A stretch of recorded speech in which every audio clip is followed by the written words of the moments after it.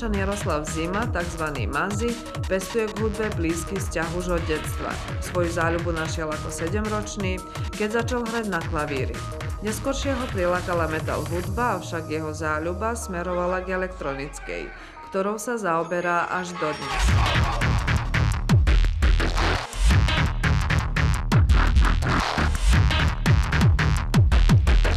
Základnej som ešte počúval metal aj takého skrz brata, že ma ovplyvnil. Ale to časom akože sa zmenilo. Som prešiel na elektronickú hudbu akože skrz kamarátov aj čo. A potom som akože drum and bass. Bola nejaká prvá elektronika, ktorú som začal robiť, pretože bola dosť agresívna ako metal. Nie, že akože v elektronickej forme. Takže to asi bolo to, že som začal s drum and bass. Ovplyvnený elektronickými hudobníkmi začal skladať tóny a skúmať zvuk, ako aj pocit, ktorý táto hudba vyvoláva. Postupom času hudobná tvorba sa pre ňo stala prostriedkom sebarealizácie, ale aj hrou založenou na hľadaní a experimente. Nie, to sa mení každý mesiac, môžem povedať. Napríklad teraz sa mi viac páči to, potom 2 mesiace mi čo druhého bude páčiť. Akože chcem meniť veľa, lebo nechcem nejaké monotónne. Akože experimentujem so všetkým.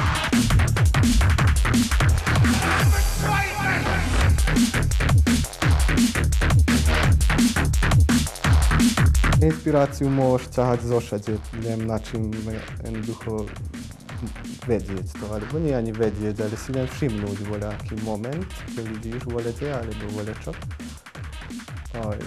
Môžeš ľahko si to akože do seba zobrať a to potom môžeš vyhodiť cez zvuk, akože ja to tak chápem. Alebo napríklad, keď som smutný, tak potom spravím voľakú srdce párajúcu, alebo voľečo, keď som besný, tak voľaké drum and bassy, agresívne, tako. Závisí všetko od momentu. Dlhší čas prezentoval svoje dielo na internete, takže sa s jeho hudbou mohli stretnúť návštevníci webovej stránky SoundCloud. V poslednom období začal aj vystupovať. Koľko ťa vyplňa tá komunikácia s ľuďmi, kým púšťaš hudbu? Veľmi dobrý pocit, jednoducho adrenalín aj akože nemôžem to vysvetliť, to vidím jednoducho podľa ľudí, keď sa tam aj to je ten moment a to je. Preto aj rozumiem, že prečo ľudia to robia, že ten DJing, tak to sa mi páči. A čo je väčšia satisfakcia? To, keď urobíš teda pieseň, skladbu, spôsob, akým ťa ona vyplní, alebo to, keď ju prezentuješ? Akože umelec, alebo už kto skladateľ,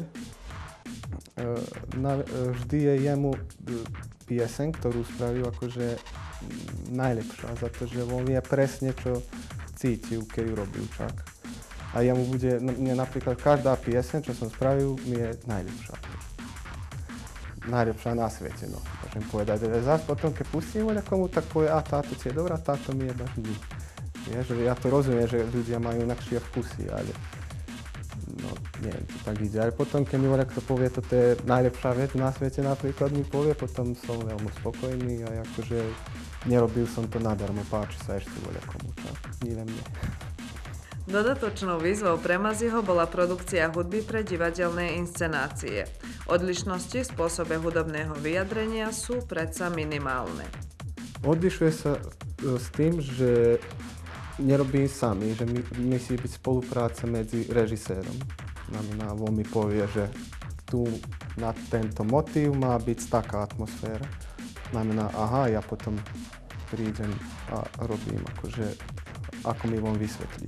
Momentálne Mazi sa podpisuje ako autor hudby najnovšieho VHV predstavenia Óda na rovinu a aké prekvapenia môžeme očakávať v budúcnosti, prezradil nám on sám.